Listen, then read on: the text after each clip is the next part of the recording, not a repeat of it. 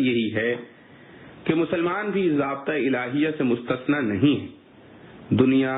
و دین میں ان کی عزت و شوکت اور مال و دولت اطاعت خداوندی کے ساتھ وابستہ ہیں. جب وہ اللہ و رسول صلی اللہ علیہ وسلم کی اطاعت سے انحراف کریں گے تو ان کے دشمنوں اور کافروں کو ان پر غالب اور مسلط کر دیا جائے گا، جن کے ہاتھوں ان کے معابد و مساجد کی بے حرمتی بھی ہوگی. آج کل جو حادثہ فاجعہ بیت المقدس پر یہودیوں کے قبضے کا اور پھر اس کو آگ لگانے کا سارے عالم اسلام کو پریشان کیے ہوئے ہے، حقیقت یہ ہے کہ یہ اسی قرآنی ارشاد کی تصدیق ہو رہی ہے. مسلمانوں نے خدا و رسول کو بھلایا، آخرت سے غافل ہو کر دنیا کی شان و شوکت میں لگ گئے اور قرآن و سنت کے احکام سے بیگانہ ہو گئے، تو وہی ضابطۂ قدرت الہیہ سامنے آیا کہ کروڑوں اربوں پر چند لاکھ یہودی غالب آ گئے. انہوں نے ان کی جان و مال کو بھی نقصان پہنچایا اور شریعت اسلام کی روح سے دنیا کی 3 عظیم الشان مسجدوں میں سے ایک جو تمام انبیاء علیہ السلام کا قبلہ رہا ہے وہ ان سے چھین لیا گیا، اور ایک ایسی قوم غالب آ گئی جو دنیا میں سب سے زیادہ ذلیل و خوار سمجھی جاتی رہی ہے، یعنی یہود. اس پر مزید یہ مشاہدہ ہے کہ وہ قوم نہ تعداد میں مسلمانوں کے مقابلے میں کوئی حیثیت رکھتی ہے اور نہ مسلمانوں کے مجموعی موجودہ سامان حرب کے مقابلے میں اس کی کوئی حیثیت ہے. اس سے یہ بھی معلوم ہو گیا کہ یہ واقعہ یہود کو کوئی عزت کا مقام نہیں دیتا، البتہ مسلمانوں کے لیے ان کی سرکشی کی سزا ضرور ہے، جس سے صاف ظاہر ہے کہ یہ جو کچھ ہوا ہماری بدعمالیوں کی سزا کے طور پر ہوا، اور اس کا علاج بجز اس کے کچھ نہیں کہ ہم پھر اپنی بدعمالیوں پر نادم ہو کر سچی توبہ کریں، احکام الہیہ کی اطاعت میں لگ جائیں، سچے مسلمان بنیں، غیروں کی نقالی اور غیروں پر اعتماد کے گناہ عظیم سے باز آ جائیں، تو حسب وعدہ ربانی انشاءاللہ تعالی بیت المقدس اور فلسطین پھر ہمارے قبضے میں آئے گا. مگر افسوس یہ ہے کہ آج کل کے عرب حکمران اور وہاں کے عام مسلمان اب تک بھی اس حقیقت پر متنبہ نہیں ہوئے. وہ اب بھی غیروں کی امداد پر سہارا لگائے ہوئے بیت المقدس کی واپسی کے پلان اور نقشے بنا رہے ہیں، جس کا بظاہر کوئی امکان نظر نہیں آتا. فإلی اللہ المشتکیٰ. وہ اسلحہ اور سامان جس سے بیت المقدس اور فلسطین پھر مسلمانوں کو واپس مل سکتا ہے، صرف اللہ تعالی کی طرف انابت و رجوع، آخرت پر یقین، احکام شرعیہ کا اتباع، اپنی معاشرت اور سیاست میں غیروں پر اعتماد اور ان کی نقالی سے اجتناب، اور پھر اللہ پر بھروسہ کر کے خالص اسلامی اور شرعی جہاد ہے. اللہ تعالی ہمارے عرب حکمرانوں اور دوسرے مسلمانوں کو اس کی توفیق عطا فرما دیں. ایک عجیب معاملہ، اللہ تعالی نے اس زمین میں اپنی عبادت کے لیے 2 جگہوں کو عبادت کرنے والوں کا قبلہ بنایا ہے، ایک بیت المقدس، دوسرا بیت اللہ. مگر قانون قدرت دونوں کے متعلق الگ الگ ہے. بیت اللہ کی حفاظت اور کفار کا اس پر غالب نہ آنا یہ اللہ تعالیٰ نے خود اپنی ذمے لے لیا ہے. اس کا نتیجہ وہ واقعہ فیل ہے جو قرآن کریم کی سورہ فیل میں ذکر کیا گیا ہے کہ یمن کے نصرانی بادشاہ نے بیت اللہ پر چڑھائی کی تو اللہ تعالیٰ نے مع اس کے ساتھ ہاتھیوں کی فوج کے بیت اللہ کے قریب تک جانے سے پہلے ہی پرندے جانوروں کے ذریعے ہلاک و برباد کر دیا. لیکن بیت المقدس کے متعلق یہ قانون نہیں بلکہ آیات مذکورہ سے معلوم ہوا ہے کہ جب مسلمان گمراہی اور معاصی میں مبتلا ہوں گے تو ان کی سزا کے طور پر ان سے یہ قبلہ بھی چھین دیا جائے گا اور کفار اس پر غالب آ جائیں گے. کافر بھی اللہ کے بندے ہیں مگر اس کے مقبول نہیں. مذکور صدر پہلے واقعے میں قرآن کریم نے ارشاد فرمایا ہے کہ جب اہل دین فتنہ و فساد پر اتر آئیں گے تو اللہ تعالیٰ ان پر اپنے ایسے بندوں کو مسلط کر دیں گے جو ان کے گھروں میں گھس کر ان کو قتل و غارت کریں گے. اس جگہ قرآن کریم نے لفظ عباد لنا فرمایا، عبادنا نہیں کہا، حالانکہ وہ مختصر تھا. حکمت یہ ہے کہ کسی بندے کی اضافت و نسبت اللہ کی طرف ہو جانا اس کے لیے سب سے بڑا اعزاز ہے، جیسا کہ اسی سورہ کے شروع میں اسرا بعبدہ کے تحت یہ بتلایا جا چکا ہے کہ رسول اللہ صلی اللہ علیہ وسلم کو جو انتہائی اعزاز اور غایت قرب شب معراج میں نصیب ہوا، قرآن نے اس واقعے کے بیان میں رسول اللہ صلی اللہ علیہ وسلم کا اسم گرامی یا کوئی صفت بیان کرنے کے بجائے صرف عبد ہی کہہ کر یہ بتلا دیا کہ انسان کا آخری کمال اور انتہائی اونچا مقام یہ ہے کہ اللہ تعالیٰ اس کو اپنا بندہ کہہ کر نوازیں۔ آیت مذکورہ میں جن لوگوں سے بنی اسرائیل کی سزا کا کام لیا گیا یہ خود بھی کافر تھے، اس لیے حق تعالیٰ نے ان کو عبادنا کے لفظ سے تعبیر فرمانے کے بجائے اضافت و نسبت کو توڑ کر عباد لنا فرمایا، جس میں اس طرح اشارہ ہے کہ تکوینی طور پر تو سارے انسان اللہ کے بندے ہیں مگر بغیر ایمان کے مقبول بندے نہیں ہوتے جس کی نسبت و اضافت اللہ تعالی کی طرف کی جا سکے۔ ان هذا القرآن يهدي للتي هي اقوم ويبشر المؤمنين الذين يعملون الصالحات ان لهم اجرا كبيرا وان الذين لا يؤمنون بالآخرة اعتدنا لهم عذابا أليما ويدعو الإنسان بالشر دعاءه بالخير وكان الإنسان عجولا۔ یہ قرآن بتلاتا ہے وہ راہ جو سب سے سیدھی ہے اور خوشخبری سناتا ہے ایمان والوں کو جو عمل کرتے ہیں اچھے کہ ان کے لیے ہے ثواب بڑا، اور یہ کہ جو نہیں مانتے آخرت کو ان کے لیے تیار کیا ہے ہم نے عذاب دردناک۔ اور مانگتا ہے آدمی برائی جیسے مانگتا ہے بھلائی، اور ہے انسان جلد باز۔ ربط آیات شروع صورت میں معجزہ معراج سے رسول کریم صلی اللہ علیہ وسلم کی شان رسالت کا بیان تھا، ان آیات میں معجزہ قرآن سے اس کا اثبات ہے۔ خلاصہ تفسیر، بلا شبہ یہ قرآن ایسے طریقے کی ہدایت کرتا ہے جو بالکل سیدھا ہے، یعنی اسلام، اور اس طریقے کے ماننے اور نہ ماننے والوں کی جزا و سزا بھی بتلاتا ہے کہ ان ایمان والوں کو جو نیک کام کرتے ہیں یہ خوشخبری دیتا ہے کہ ان کو بڑا بھاری ثواب ملے گا، اور یہ بھی بتلاتا ہے کہ جو لوگ آخرت پر ایمان نہیں رکھتے ہم نے ان کے لیے ایک دردناک سزا تیار کر رکھی ہے۔ اور بعض انسان جیسے کفار ہیں برائی یعنی عذاب کی ایسی دعا کرتا ہے جس طرح بھلائی کی دعا کی جاتی ہے، اور انسان کچھ طبعاً ہی جلد باز ہوتا ہے۔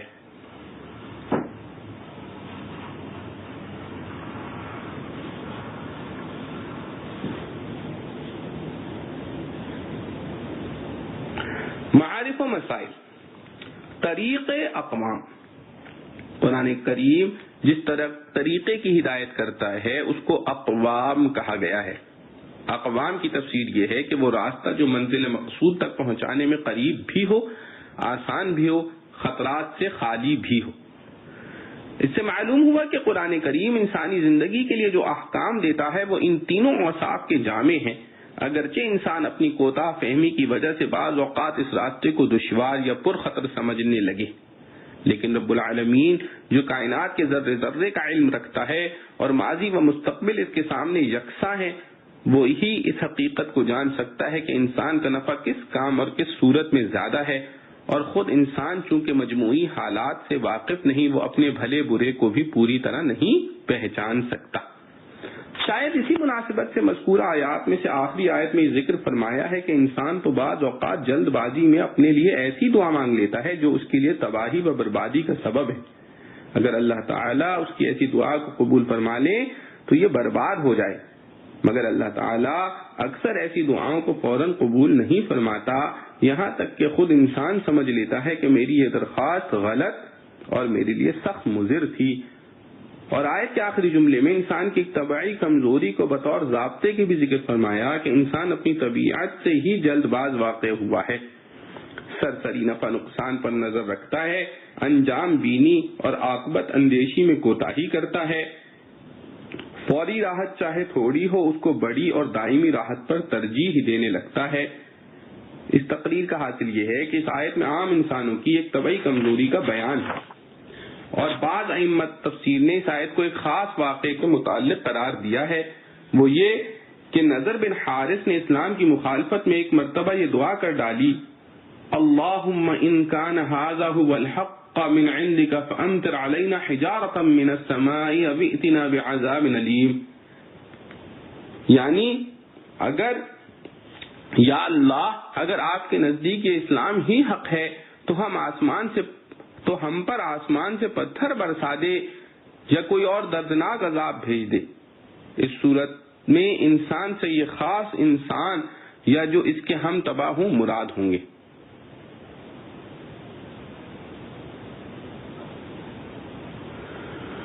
وَجَعَلْنَا اللَّيْلَ وَالنَّهَارَ آيَتَيْنِ فَمَحَوْنَا آيَةَ اللَّيْلِ وَجَعَلْنَا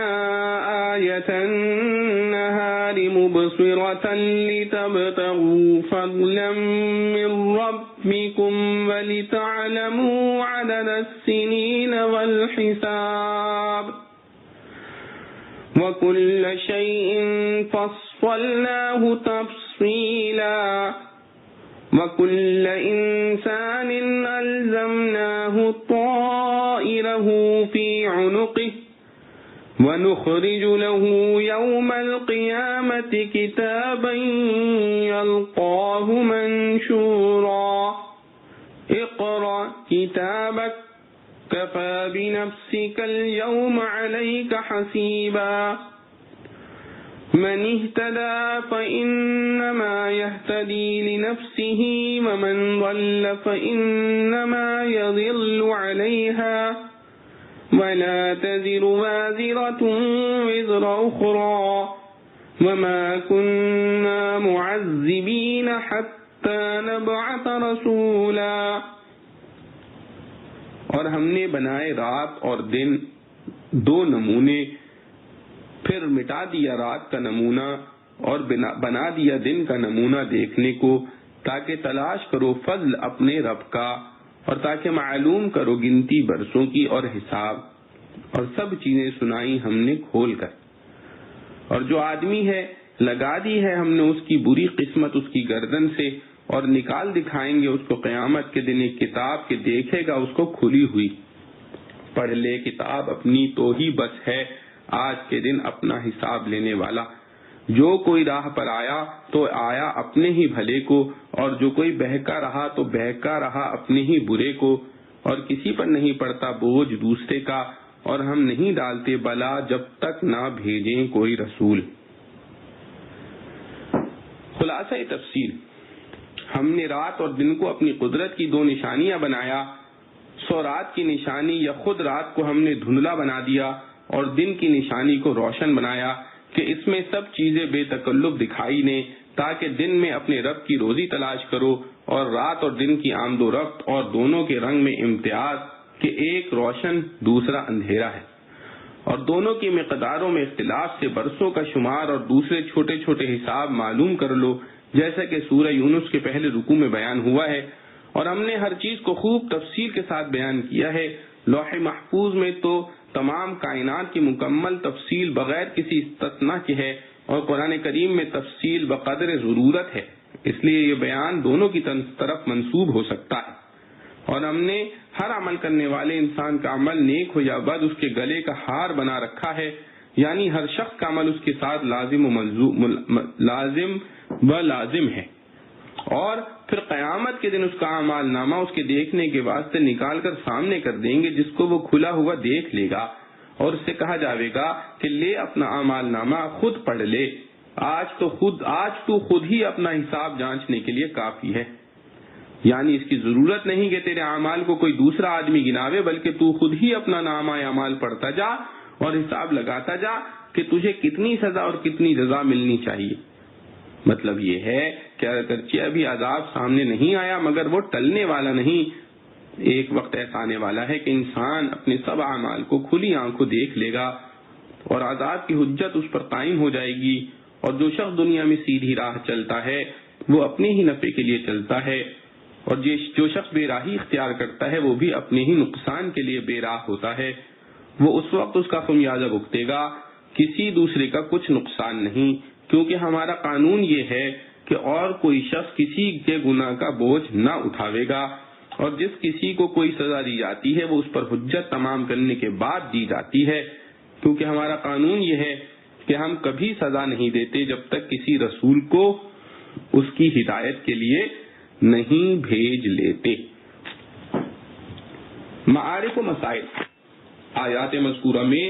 اول رات اور دن کے اختلاف کو اللہ تعالیٰ کی قدرت کاملہ کی نشانی قرار دیا، اور پھر بتلایا کہ رات کو تاریک اور دن کو روشن کرنے میں بڑی حکمتیں ہیں۔ رات کے تاریک کرنے کی حکمت تو اس جگہ بیان نہیں فرمائی، دوسری آیات میں مذکور ہے کہ رات کی تاریکی نیند اور آرام کے لیے مناسب ہے، اور قدرت نے ایسا نظام بنا دیا ہے کہ ہر انسان اور جانور کو اسی رات کی تاریکی میں نیند آتی ہے۔ پورا عالم بیک وقت محو خواب ہوتا ہے۔ اگر مختلف لوگوں کی نیند کے مختلف اوقات ہو جاتے تو جاگنے والوں کے شور و شغب اور کام کی وجہ سے سونے والوں کی نیند بھی حرام ہو جاتی۔ اور دن کو روشن کرنے کی اس جگہ دو حکمتیں بیان فرمائی ہیں۔ اول یہ کہ دن کی روشنی میں آدمی اپنی روزی تلاش کر سکتا ہے، محنت مزدوری صنعت و حرفت سب کے لیے روشنی کی ضرورت ہے۔ دوسرے یہ کہ رات دن کی آمد و رفت سے سالوں اور برسوں کی تعداد معلوم کی جا سکے کہ 360 دن پورے ہونے پر مثلا ایک سال پورا ہو گیا۔ اسی طرح دوسرے سب حسابات بھی رات دن کی آمد و رفت سے متعلق ہیں۔ اگر رات دن کا یہ اختلاف نہ ہو تو مزدور کی مزدوری، ملازم کی ملازمت، معاملات کی میعادیں متعین کرنا سب مشکل ہو جائے گا۔ نامہ اعمال گلے کا ہار ہونے کا مطلب یہ ہے کہ انسان کسی جگہ کسی حال میں رہے، اس کا صحیفہ عمل اس کے ساتھ رہتا ہے، اس کا عمل لکھا جاتا رہتا ہے، جب وہ مرتا ہے تو بند کر کے رکھ دیا جاتا ہے، پھر قیامت کے روز یہ صحیفہ عمل ہر ایک کے ہاتھ میں دے دیا جائے گا کہ خود پڑھ کر خود ہی اپنے دل میں فیصلہ کر لے کہ وہ مستحق ثواب ہے یا مستحق عذاب۔ حضرت قتادہ علیہ رحمہ سے منقول ہے کہ اس روز بے پڑھا آدمی بھی نامہ اعمال پڑھ لے گا۔ اس موقع پر اصبہانی نے بروایت حضرت ابو امامہ رضی اللہ عنہ یہ روایت نقل کی ہے کہ رسول اللہ صلی اللہ علیہ وسلم نے فرمایا کہ قیامت کے روز بعض لوگوں کا نامہ اعمال جب ان کے ہاتھ میں دیا جائے گا، وہ دیکھے گا کہ اس کے بعد اعمال صالحہ اس میں لکھے ہوئے نہیں ہیں، تو عرض کرے گا کہ میرے پروردگار اس میں میرے فلاں فلاں عمل درج نہیں ہیں، تو حق تعالی جل جلالہ وعم نوالہ کی طرف سے جواب ملے گا کہ ہم نے ان اعمال کو اس لیے مٹا دیا کہ تم لوگوں کی غیبت کیا کرتے تھے۔ بعثت رسول کے بغیر عذاب نہ ہونے کی تشریح۔ اس آیت کی بنا پر بعض ائمہ فقہا کے نزدیک ان لوگوں کو کفر کے باوجود کوئی عذاب نہیں ہوگا جن کے پاس کسی نبی اور رسول کی دعوت نہیں پہنچی۔ اس آیت کی بنا پر بعض ائمہ فقہا کے نزدیک ان لوگوں کو کفر کے باوجود کوئی عذاب نہیں ہوگا جن کے پاس کسی نبی اور رسول کی دعوت نہیں پہنچی، اور بعض ائمہ کے نزدیک جو اسلامی عقائد عقل سے سمجھے جا سکتے ہیں، مثلا خدا کا وجود، اس کی توحید وغیرہ، پس جو لوگ اس کے منکر ہوں گے ان کو کفر پر عذاب ہوگا اگرچہ ان کو کسی نبی و رسول کی دعوت نہ پہنچی ہو۔ البتہ عام معاصی اور گناہوں پر سزا بغیر دعوت و تبلیغ انبیاء کے نہیں ہوگی، اور بعض حضرات نے اس جگہ رسول سے مراد عام لی ہے، خواہ وہ رسول و نبی ہو خواہ انسانی عقل، کہ وہ بھی ایک حیثیت سے اللہ کا رسول ہی ہے۔ اولاد مشرکین کو عذاب نہ ہوگا۔ آیت لا تزر وازرة وزر اخرى کے تحت تفسیر مظہری میں لکھا ہے کہ اس آیت سے ثابت ہوتا ہے کہ مشرکین و کفار کی اولاد جو بالغ ہونے سے پہلے مر جائیں ان کو عذاب نہ ہوگا، کیونکہ ماں باپ کے کفر سے وہ سزا کے مستحق نہیں ہوں گے۔ اس مسئلے میں ائمہ فقہا کے اقوال مختلف ہیں، جن کی تفصیل کی یہاں ضرورت نہیں۔ وَإِذَا أَرَدْنَا أَن نُّهْلِكَ قَرْيَةً أَمَرْنَا مُتْرَ فِيهَا فَفَسَقُوا فِيهَا فَحَقَّ عَلَيْهَا الْقَوْلُ فَدَمَّرْنَاهَا تَدْمِيرًا وَكَمْ أَهْلَكْنَا مِنَ الْقُرُونِ مِن بَعْدِ نُوحٍ وَكَفَى بِرَبِّكَ بِذُنُوبِ عِبَادِهِ خَبِيرًا بَصِيرًا۔ اور جب ہم نے چاہا کہ غارت کریں کسی بستی کو، حکم بھیج دیا اس کے عیش کرنے والوں کو، پھر انہوں نے نافرمانی کی اس میں، تب ثابت ہو گئی ان پر بات، پھر اکھاڑ مارا ہم نے ان کو اٹھا کر، اور بہت غارت کر دیے ہم نے قرن نوح کے بعد کے قرن نوح کے پیچھے، اور بہت غارت کر دیے ہم نے قرن نوح کے پیچھے، اور کافی ہے تیرا رب اپنے بندوں کے گناہ جاننے والا، دیکھنے والا۔ ربط آیات، اس سے پہلی آیات میں اس کا بیان تھا کہ حق تعالیٰ کی عادت یہ ہے کہ جب تک کسی قوم کے پاس انبیاء علیہ السلام کے ذریعے اللہ تعالیٰ کی ہدایات نہ پہنچ جائیں اور پھر بھی وہ اطاعت نہ کریں، اس وقت تک ان پر عذاب نہیں بھیجتے۔ مذکورہ آیات میں اس کے دوسرے رخ کا بیان ہے کہ جب کسی قوم کے پاس رسول اور اللہ کے پیغام پہنچ گئے اور پھر بھی انہوں نے سرکشی سے کام لیا تو اس پر عذاب عام بھیج دیا جاتا ہے۔ خلاصہ تفصیل، اور جب ہم کسی بستی کو جو اپنے کفر و نافرمانی کی وجہ سے بمقتضائے حکمت الہیہ ہلاک کرنے کے قابل ہو ہلاک کرنا چاہتے ہیں تو اس کو بعثت رسول سے پہلے ہلاک نہیں کرتے، بلکہ پہلے کسی رسول کی معرفت اس بستی کے خوش عیش یعنی امیر و رئیس لوگوں کو محسوساً اور دوسرے عوام کو عموماً ایمان و اطاعت کا حکم دیتے ہیں۔ اس بستی کے خوش عیش یعنی امیر و رئیس لوگوں کو خصوصاً اور دوسرے عوام کو عموماً ایمان و اطاعت کا حکم دیتے ہیں۔ پھر جب وہ لوگ کہنا نہیں مانتے بلکہ وہاں شرارت مچاتے ہیں تب ان پر حجت تمام ہو جاتی ہے، پھر اس بستی کو تباہ و غارت کر ڈالتے ہیں۔ اور اسی عادت کے موافق ہم نے بہت سی امتوں کو نوح علیہ السلام کے زمانے کے بعد ان کے کفر و معصیت کے سبب ہلاک کیا ہے، جیسے عاد و سمود وغیرہ، اور نوح علیہ السلام کی قوم کا غرق ہو کر ہلاک ہونا مشہور و معروف ہے۔ اس لیے من بعد نوح پر اکتفا کیا گیا، خود قوم نوح کا ذکر نہیں کیا۔ اور یہ بھی کہا جا سکتا ہے کہ شروع صورت میں آیت ذُرِّيَّةً مَّنْ حَمَلْنَا مَعَ نُوحٍ میں لفظ حملنا سے طوفان نوح کی طرف اشارہ موجود ہے، اس کو قوم نوح کی ہلاکت کا بیان قرار دے کر یہاں بعد نوح علیہ السلام کا ذکر فرمایا گیا۔ اور آپ کا رب اپنے بندوں کے گناہوں کا جاننے والا، دیکھنے والا کافی ہے، تو جیسا کسی قوم کا گناہ ہوتا ہے ویسی سزا دیتا ہے۔ ایک شبہ اور اس کا جواب، الفاظ آیت اذا اردنا اور اس کے بعد امرنا کے ظاہر سے یہ شبہ ہو سکتا تھا کہ ان لوگوں کا ہلاک کرنا ہی مقصود خداوندی تھا، اس لیے ان کو اول بذریعہ انبیاء و اطاعت کا حکم دینا، پھر ان کے فسق و فجور کو عذاب کا سبب بنانا، یہ سب اللہ تعالی ہی کی طرف سے ہوا، تو اس صورت میں یہ بیچارے معذور و مجبور ہوئے۔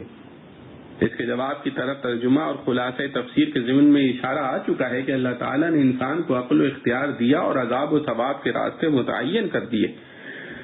جب کوئی اپنے اختیار سے عذاب ہی کے کام کا عزم کرے تو عادت اللہ یہ ہے کہ وہ اسی عذاب کے اسباب مہیا کر دیتے ہیں، تو اصلی سبب عذاب کا خود ان کا عزم اور قصد ہے۔ کفر و معصیت کا نام کا نہ کہ محض ارادہ اس لیے وہ معذور نہیں ہو سکتے۔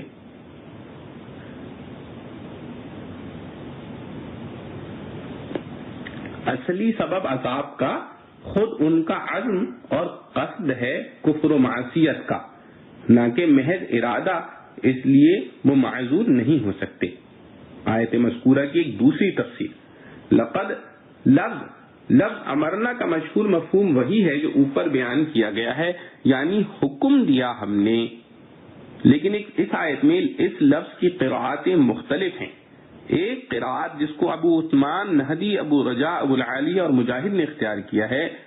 یہ لفظ بتشدید میم آیا ہے، یعنی امرنا،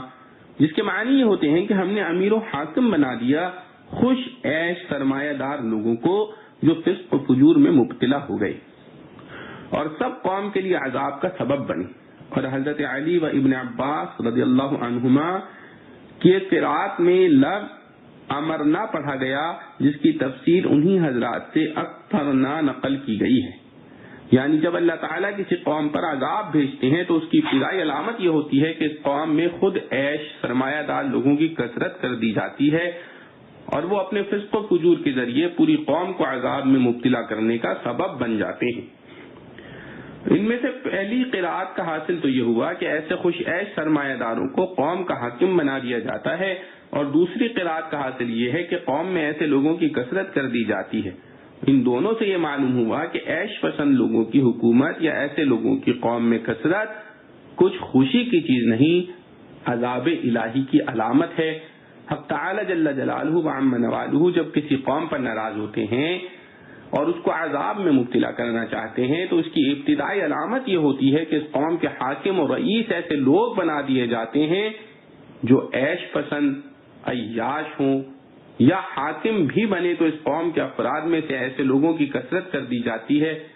دونوں صورتوں کا نتیجہ یہ ہوتا ہے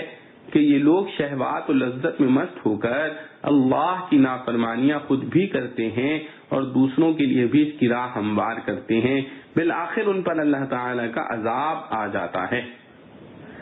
مالداروں کا قوم پر اثر ہونا ایک طبعی امر ہے۔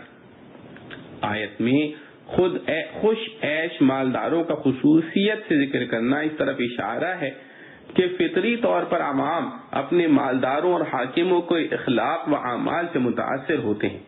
جب یہ لوگ بدعمل ہو جائیں تو پوری قوم بدعمل ہو جاتی ہے، اس لیے جن لوگوں کو اللہ تعالیٰ نے مال و دولت دیا ہے ان کو اس کی زیادہ فکر ہونا چاہیے کہ اپنے اعمال و اخلاق کی اصلاح کرتے رہیں،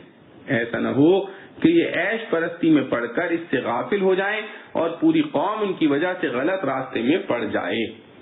تو قوم کے اعمال و بد کا وبال بھی ان پر پڑے گا۔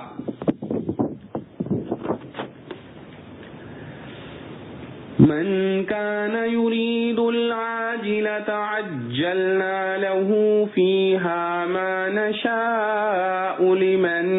نريد ثم جعلنا له جهنم يصلاها مذموما مدحورا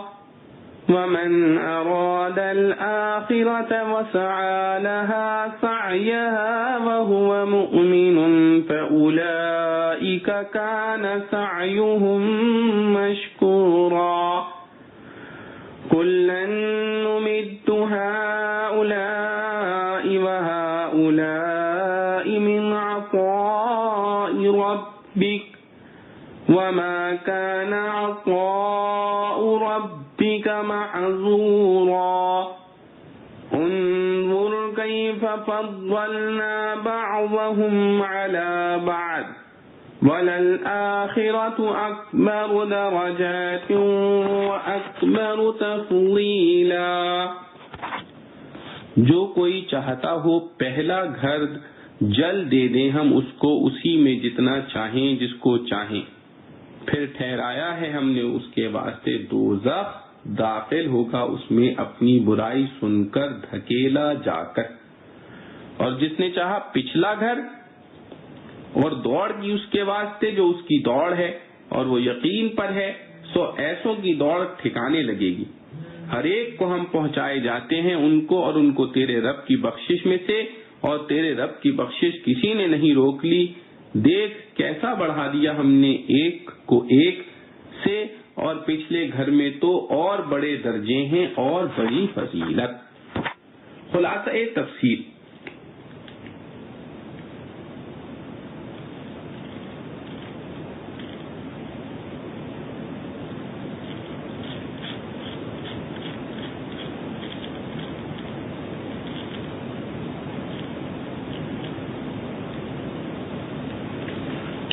جو شخص اپنے نیک اعمال سے صرف دنیا کے نفع کی نیت رکھے گا، خواہ اس لیے کہ وہ آخرت کا منکر ہے یا اس لیے کہ آخرت سے غافل ہے،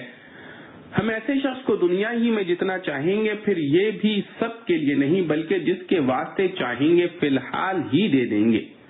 یعنی دنیا ہی میں کچھ جزا مل جاوے گی، پھر آخرت میں خاک نہ ملے گا، بلکہ وہاں ہم اس کے لیے جہنم تجویز کر دیں گے، وہ اس میں بدحال راندہ درگاہ ہو کر داخل ہوگا۔ اور جو شخص اپنے اعمال میں آخرت کے ثواب کی نیت رکھے گا اور اس کے لیے جیسی کوشش کرنی چاہیے ویسی ہی کوشش بھی کرے گا، مطلب یہ ہے کہ ہر کوشش بھی مفید نہیں بلکہ کوشش صرف وہی مفید ہے جو شریعت اور سنت کے موافق ہو، کیونکہ حکم ایسی ہی کوشش کا دیا گیا ہے، جو عمل اور سعی شریعت و سنت کے خلاف ہو وہ مقبول نہیں، بشرط یہ کہ وہ شخص مومن بھی ہو۔ سو ایسے لوگوں کی یہ سعی مقبول ہوگی۔ غرض اللہ کے یہاں کامیابی کی شرطیں 4 ہوئی۔ اول، تصحیح نیت، یعنی خالص ثواب آخرت کی نیت ہونا جس میں اغراض نفسانی شامل نہ ہوں۔ دوسرے، اس نیت کے لیے عمل اور کوشش کرنا، صرف نیت و ارادے سے کوئی کام نہیں ہوتا جب تک اس کے لیے عمل نہ کرے۔ تیسرے، تصحیح عمل، یعنی سعی و عمل کا شریعت اور سنت کے مطابق ہونا، کیونکہ مقصد کے خلاف سمت میں دوڑنا اور کوشش کرنا بجائے مفید ہونے کے مقصد سے اور دور کر دیتا ہے۔ چوتھی شرط جو سب سے اہم اور سب کا مدار ہے وہ تصحیح عقیدہ یعنی ایمان ہے۔ ان شرائط کے بغیر کوئی عمل اللہ کے نزدیک مقبول نہیں، اور کفار کو دنیا کی نعمتیں حاصل ہونا ان کے اعمال کی مقبولیت کی علامت نہیں، کیونکہ دنیا کی نعمتیں مقبولین بارگاہ کے لیے مخصوص نہیں بلکہ آپ کے رب کی عطا دنیاوی میں سے، تو ہم ان مقبولین کی بھی امداد کرتے ہیں اور ان غیر مقبولین کی بھی امداد کرتے ہیں، اور آپ کے رب کی عطا دنیاوی کسی پر بند نہیں۔ آپ دیکھ لیجئے کہ ہم نے اس دنیاوی عطا میں بلا شرط ایمان و کفر کے ایک کو دوسرے پر کس طرح فوقیت دی ہے، یہاں تک کہ اکثر کفار مومنین سے زیادہ نعمت و دولت رکھتے ہیں، کیونکہ یہ چیزیں قابل وقت نہیں، اور البتہ آخرت جو مقبولین بارگاہ کے ساتھ خاص ہے وہ درجات کے اعتبار سے بہت بڑی ہے اور فضیلت کے اعتبار سے بھی، اس لیے اہتمام اسی کا کرنا چاہیے۔ معارف و مسائل۔